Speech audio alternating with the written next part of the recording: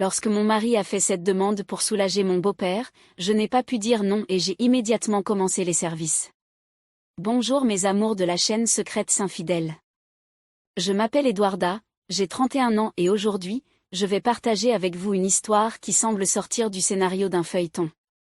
La vie a une curieuse façon de nous surprendre et je pense sincèrement que je suis en train de vivre le chapitre le plus intense et le plus excitant de ma vie. Lorsque vous pensez que tout est sous contrôle, il se passe quelque chose qui met tout sens dessus-dessous, mais curieusement, d'une très bonne manière. C'est peut-être le moment le plus inattendu et le plus gratifiant que j'ai jamais vécu. J'ai une relation avec mon beau-père et cela a changé mon mariage pour le meilleur. Je vais commencer par me présenter un peu plus pour ceux qui viennent de rejoindre la chaîne. Je suis une femme mince, toujours soucieuse de rester en bonne santé et en forme. Je prends beaucoup soin de moi et je pense que cela se voit dans ma façon d'être. De plus, je suis extrêmement féminine, à tel point que depuis que je suis à l'école, les gens adorent plaisanter avec moi en me traitant de petite poupée. Je sais qu'ils disent cela dans l'intention de se moquer, mais la vérité est que cela ne m'a jamais intéressée. Au contraire, je trouve cela drôle et je prends tout pour une blague. L'important, c'est d'être bien dans sa peau et je le fais avec beaucoup de fierté. Parlons maintenant de mon histoire d'amour. Je suis mariée depuis des années à Marcelo, qui a 29 ans. Notre relation est l'une de celles qui semblent avoir été écrites dans les étoiles. Nous nous connaissons depuis l'école et depuis, nous sommes de grands amis, mais il était clair qu'il y avait quelque chose de plus. Vous savez quand deux personnes ont un lien si fort que tout le monde autour de nous le remarque, mais qu'il nous faut du temps pour nous en rendre compte. Oui, c'était exactement comme ça pour nous. Pendant longtemps, nous avons été d'inséparables meilleurs amis et je ressentais déjà une immense admiration pour lui, car il était si affectueux, attentif et un compagnon incroyable. Jusqu'à ce qu'un jour que je n'oublierai jamais, il prenne son courage à deux mains et se déclare à moi. Il m'a demandé d'être sa petite amie d'une manière si inattendue et spéciale que je n'ai pas réagi pendant quelques secondes. Mais bien sûr, j'ai accepté. Il était loin de se douter que derrière toute cette amitié, j'avais déjà une tonne de sentiments pour lui. Mon cœur battait plus vite chaque fois qu'il était là et j'avais juste besoin d'un petit coup de pouce pour révéler tout cela. Nous sommes sortis ensemble pendant 4 ans et après de nombreux moments de bonheur et de difficultés, nous avons décidé de nous marier. Nous sommes un couple très uni et très actif dans notre relation. Tout a commencé il y a quelques mois lorsque mon beau-père, devenu veuf, est venu vivre avec nous. Mon beau-père a 60 ans, il s'appelle Aurel et il est d'origine africaine. Marcelo ressemble à son père. Aurel mesure 1,80 m, il est mince avec quelques muscles. Il est très amical et possède un charisme unique. Il est très poli et joyeux. Il est veuf depuis exactement 8 mois, ma belle-mère, Luciana, une petite blonde, a fait un infarctus. Nous l'avons emmenée d'urgence à l'hôpital, mais il n'y avait pas d'issue. Je crois qu'elle est arrivée à l'hôpital morte. Elle n'avait que 58 ans, une perte regrettable, une personne aimante et comme une seconde mère pour moi. La mort de ma belle-mère s'est accompagnée d'une inquiétude pour mon beau-père. Mon mari a 2 sœurs plus âgées qui vivent dans un autre état. Après la mort de ma belle-mère, les enfants se sont réunis à la maison, inquiets de laisser leur père seul. Ils voulaient tous qu'ils vivent avec l'une d'entre elles. Comme tout était très récent, je leur ai dit qu'il valait mieux attendre un peu, car c'était une période très difficile pour Aurel. Je leur ai suggéré de faire en sorte qu'il passe un peu de temps loin de chez lui, chez ses enfants. Il est à la retraite et même si Marcelo et moi vivons ici à Sao Paulo, ses sœurs vivent à Santa Catarina et à Minas. J'ai donc convaincu Aurel de vivre avec l'un de ses enfants. Ce serait beaucoup mieux et plus facile. Tout le monde a aimé l'idée et a décidé de le faire.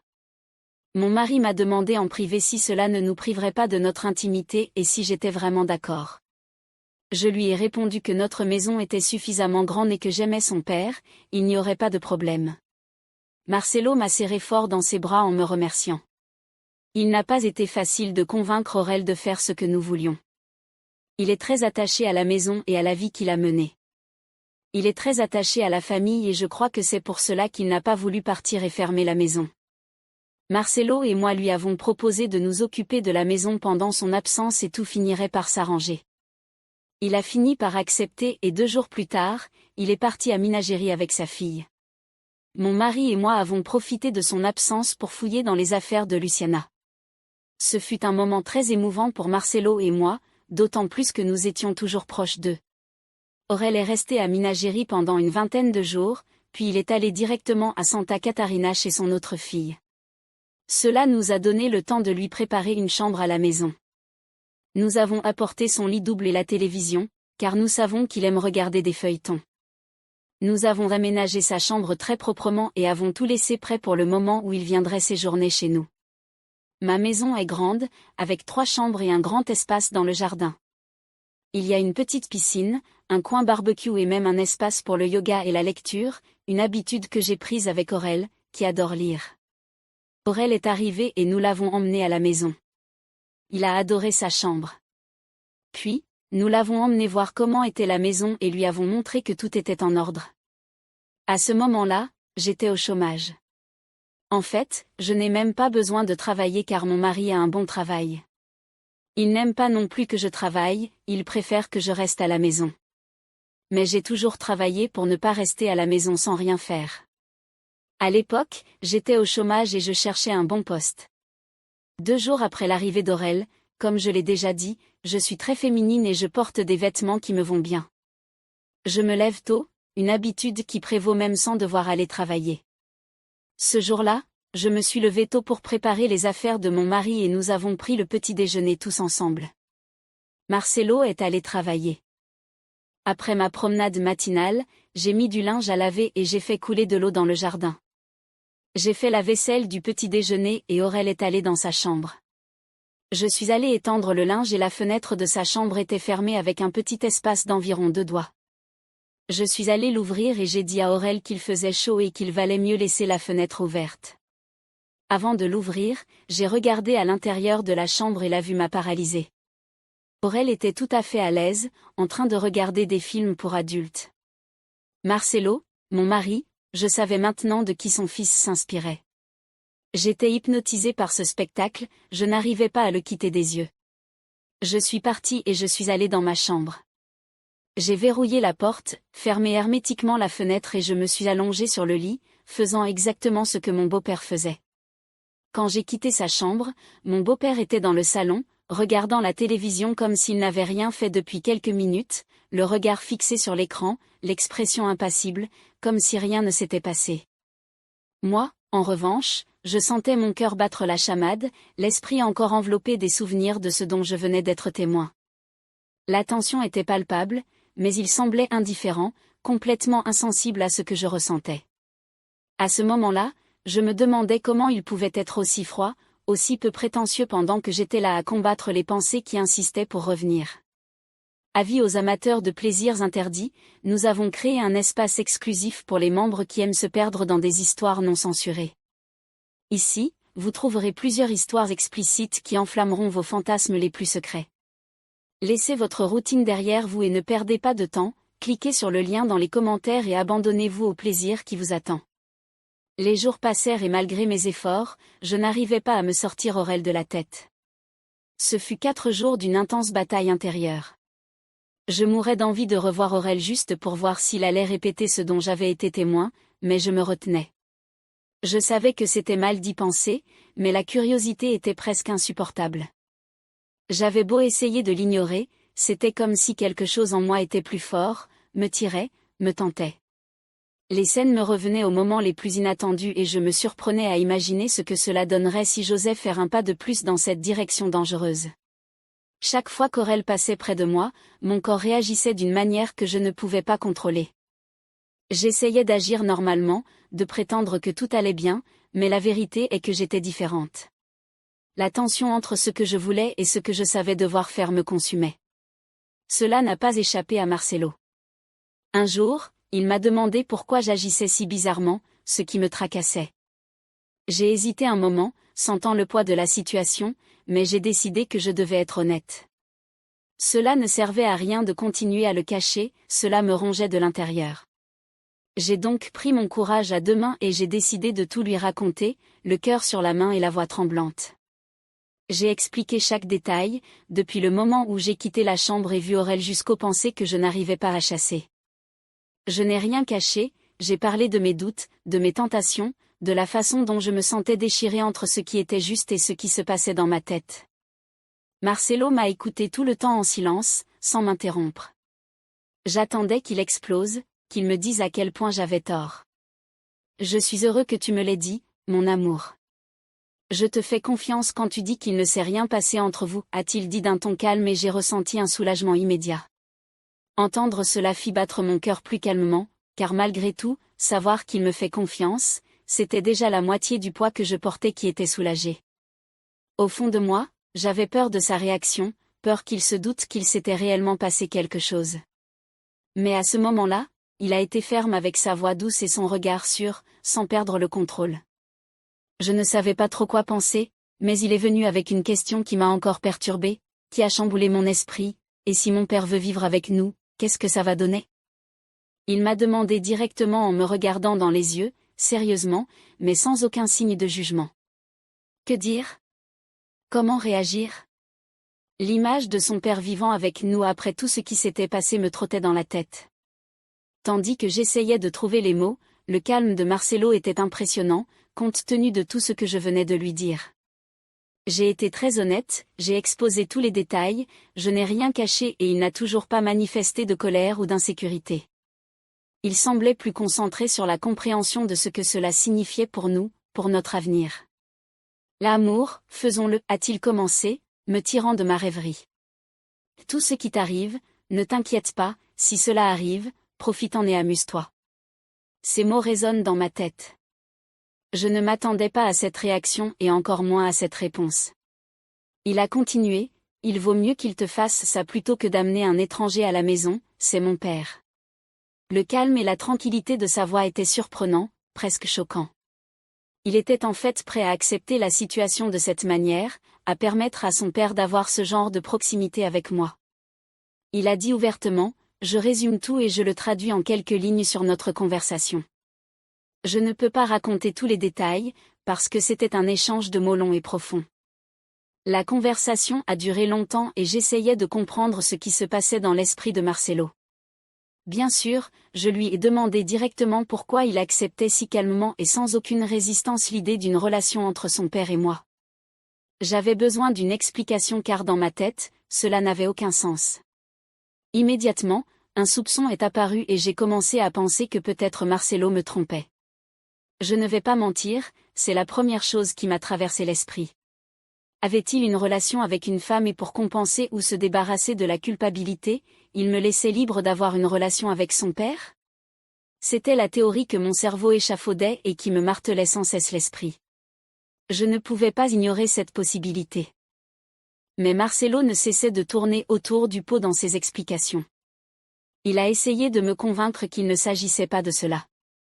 Il a utilisé tous les mots possibles, mais il avait beau argumenter, je n'arrivais pas à me débarrasser de ce sentiment désagréable, une puce derrière l'oreille. Mon intuition me criait qu'il y avait quelque chose de plus derrière cette acceptation facile et rapide.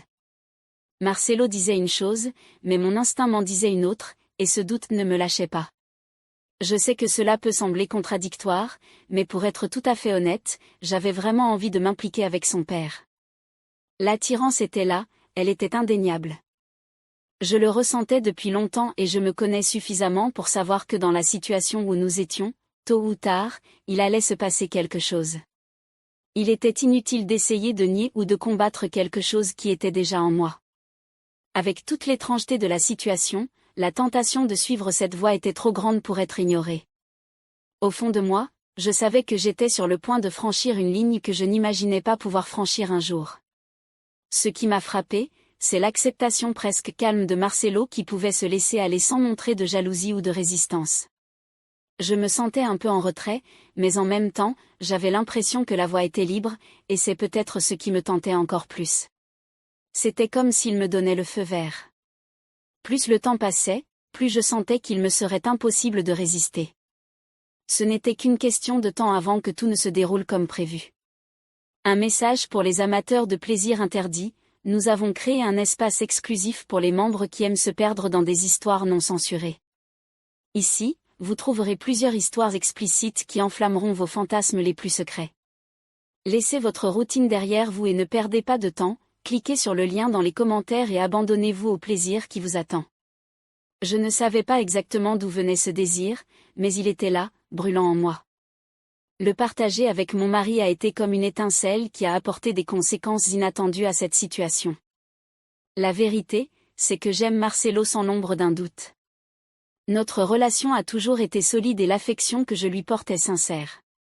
Mais je ne peux pas ignorer que j'ai aussi une certaine affection pour Aurel, mon beau-père. Aurel a toujours été une figure respectable dans ma vie, il ne m'a jamais manqué de respect, il a toujours été correct dans toutes les situations et il n'y a jamais eu un seul moment où il a fait quelque chose qui m'a amené à remettre en question son caractère ou son intégrité concernant Marcelo. Jusqu'alors, je n'ai jamais eu de raison de soupçonner une quelconque infidélité ou déloyauté de sa part. Il m'a toujours semblé d'une fidélité transparente et notre confiance était inébranlable. Du moins, c'est ce que je pensais. Mais aujourd'hui, en regardant cette situation spécifique, quelque chose en moi a commencé à s'agiter. Il était pour le moins étrange que Marcelo accepte si facilement ce que j'avais proposé sans aucune objection majeure. C'était pour le moins déconcertant. Il y avait une étrangeté dans l'air, un sentiment que les choses n'étaient pas tout à fait normales, mais j'ai décidé de laisser cela pour plus tard. Chaque fois que j'évoquais son comportement, les réponses qu'il me donnait étaient vides, comme s'il se contentait de dire ce que je voulais entendre sans se soucier de la profondeur de notre discussion.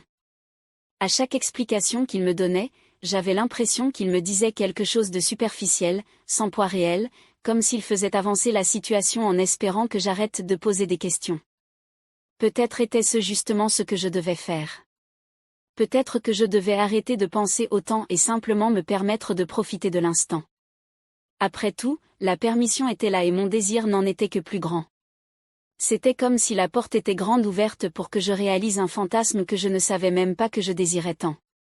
Alors que l'idée prenait forme dans mon esprit, une partie de moi se demandait toujours pourquoi il était si calme, pourquoi il acceptait si facilement quelque chose qui, pour beaucoup de gens, serait inacceptable. Mais en même temps, je sentais en moi une impulsion que je ne pouvais ignorer. Le désir me consumait et l'opportunité était là, prête à être saisie. Alors pourquoi ne pas en profiter? Pourquoi ne pas laisser le doute pour plus tard? J'étais décidée. S'il l'avait permis, s'il avait donné son accord, j'irais de l'avant. J'assouvirais ce désir qui me hantait depuis un moment et puis, eh bien, je me débrouillerais avec ce qui viendrait après. Mon esprit était concentré sur la réalisation de ce fantasme. Tout le reste pouvait attendre. Les doutes sur mon mari, ce que cela signifierait pour notre relation, tout cela pourrait être analysé plus tard. Pour l'instant, je ne pensais qu'à la possibilité de vivre enfin cette expérience, de donner vie au désir que j'avais caché pendant si longtemps. Le matin, encore un peu endormi, je n'ai même pas pris la peine de me changer. Marcelo semblait déjà savoir ce que j'avais en tête pour ce jour-là. Il s'est levé comme d'habitude, s'est changé sans se presser, a bu une gorgée de café, avec sa décontraction, m'a donné un doux baiser sur les lèvres. Son sourire était plein d'arrière-pensée et avec un clin d'œil, il m'a dit d'une manière provocante, « Amuse-toi bien ». Il est parti travailler, laissant planer ce sentiment de complicité entre nous deux. Dès qu'il est parti, Aurel est apparu comme s'il ne voulait rien, mais son regard était différent. C'était le moment que j'attendais.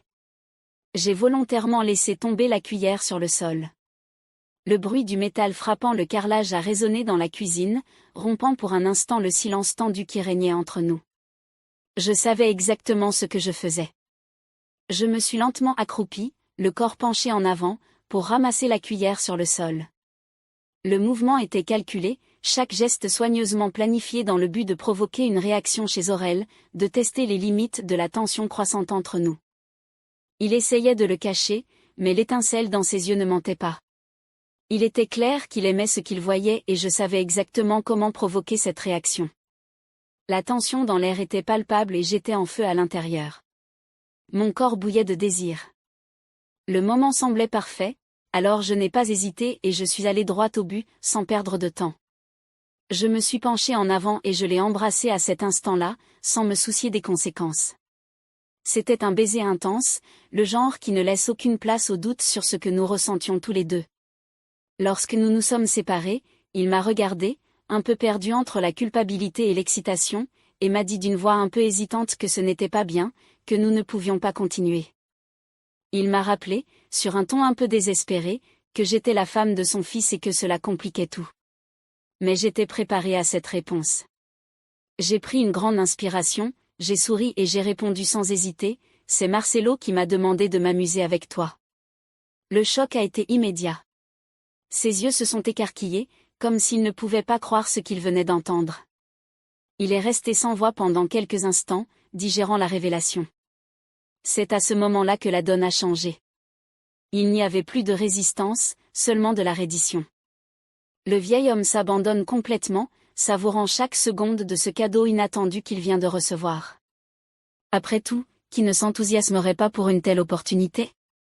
À partir de ce moment, tout s'enchaîne intensément, sans plus de questions, sans plus de culpabilité.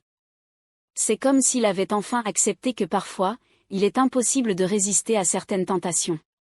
Quant à moi, j'étais complètement comblée.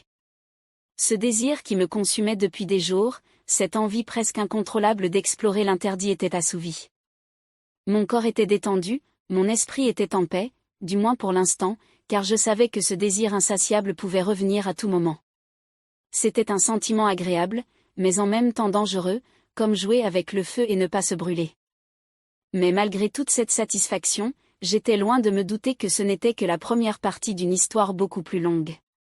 Il y avait des détails que j'avais négligés, des petits fragments de l'intrigue qui, dans ce moment d'euphorie, m'avaient complètement échappé, des détails qui feraient toute la différence dans les chapitres suivants de cette histoire. Mais c'est quelque chose que je laisserai pour la prochaine fois. Faites-vous déjà partie de notre communauté? Si ce n'est pas le cas, vous ratez l'occasion de profiter de bien plus que l'histoire que vous venez d'entendre. Notre communauté regorge de contenus exclusifs qui vous impliqueront encore plus. Imaginez que vous avez accès à plusieurs autres histoires piquantes comme celle-ci, où l'attention et le désir sont toujours présents. Et surtout, vous pouvez y interagir directement avec moi, échanger des idées, des suggestions, et bien sûr, discuter avec d'autres abonnés qui partagent les mêmes goûts et les mêmes intérêts que vous. La connexion est immédiate et vous pouvez échanger des expériences, participer à des discussions et même partager vos fantasmes et vos désirs avec des personnes qui vous comprennent et vous respectent. C'est un espace où vous pouvez être vous-même, sans jugement. Ne perdez pas de temps, faites partie de notre communauté dès maintenant et plongez tête la première dans ce monde d'émotions intenses. Alors, avez-vous aimé ce que vous avez entendu aujourd'hui? Cette histoire vous a-t-elle donné envie d'en savoir plus? Si vous l'avez apprécié, je suis sûr que vous serez ravis de savoir que nous avons encore beaucoup d'autres choses à vous proposer. Si vous préférez les histoires plus épicées, pleines d'adrénaline et de moments à couper le souffle, ne vous inquiétez pas, nous préparons déjà la prochaine. Mais si votre goût vous porte plutôt vers la romance, avec des touches de séduction et de complicité, n'hésitez pas à laisser votre commentaire. Nous sommes à votre écoute, votre avis est précieux pour nous. Nous voulons savoir ce que vous aimez, ce qui vous inspire et ce qui vous fait revenir. Oh, et n'oubliez pas de vous abonner à la chaîne. Lorsque vous vous abonnez et que vous activez la cloche, vous ne manquerez aucune nouvelle vidéo. Vous connaissez cette agréable impatience d'attendre le prochain chapitre? Eh bien, vous n'aurez plus à vous inquiéter, car vous serez le premier à recevoir une notification chaque fois qu'un nouveau reportage sera mis en ligne. Et il n'y a rien de mieux que de commencer sa journée en sachant qu'une nouvelle vidéo est déjà disponible et vous attend. Oh, et bien sûr, si cette histoire vous a ému d'une manière ou d'une autre, laissez un « j'aime ». C'est super important pour aider la chaîne à grandir et à toucher plus de gens qui, comme vous, aiment les contenus pleins d'émotions, de tension et de plaisir. Alors laissez votre commentaire, dites-moi si vous voulez des histoires plus intenses, pleines de désir et de moments glaçants, ou si vous préférez une touche de romance avec cette alchimie et cette tension sexuelle omniprésente. N'oubliez pas que votre avis compte et qu'il nous aide à vous proposer le meilleur contenu possible. Gardez l'œil ouvert, car demain, une nouvelle histoire sera préparée spécialement pour vous. Oui, c'est vrai, demain, nous nous retrouverons avec une nouvelle histoire pleine de rebondissements, de moments torrides et de ce suspense qui vous tient en haleine du début à la fin. À demain, donc. N'oubliez pas de vous abonner, d'activer la cloche, de laisser votre like et, bien sûr, votre commentaire. Nous avons hâte de savoir ce que vous pensez et ce que vous attendez des prochaines vidéos. Ce sera un plaisir de poursuivre ce voyage avec vous.